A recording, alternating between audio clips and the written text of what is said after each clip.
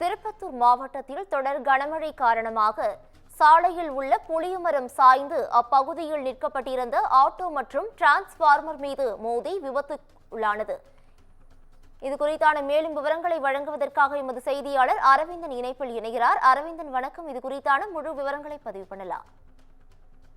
வணக்கம் பவித்ரா. திருப்பத்தூர் மாவட்டம் முழுவதும் கடந்த சில தினங்களாகவே தொடர்ந்து சூறைக்காற்றுடன் கனமழை பெய்து வரும் நிலையில் நேற்று திருப்பத்தூர் நகர் பகுதி முழுவதும் நேற்று இரவு 10 மணி முதல் சூறைக்காற்றுடன் இடிமின்னலுடன் கூடிய கனமழை பெய்தது.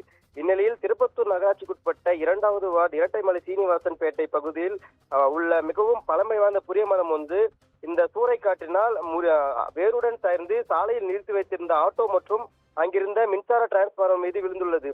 இந்நிலையில் அப்பகுதியில் இரவு முதலே மின்சாரம் துண்டிக்கப்பட்ட நிலையில் இன்று காலை முதல் சாலை முறிந்து விழுந்த புளிய மரத்தை தீயணைப்புத் துறையினர் அகற்றும் பணியில் ஈடுபட்டு வருகின்றனர். மேலும் பழமை வாய்ந்த புளிய மரம் சாலையில் முழுவதுமாக விழுந்ததால் அவ்வழியாக செல்லும் பள்ளி கல்லூரி மாணவர்கள் மற்றும் வேலைக்கு செல்லும் பொதுமக்கள் மற்றும் வாகன ஓட்டிகள் என அனைவரும் மாற்றுப்பாதையில் செல்லும் நிலை ஏற்பட்டுள்ளது.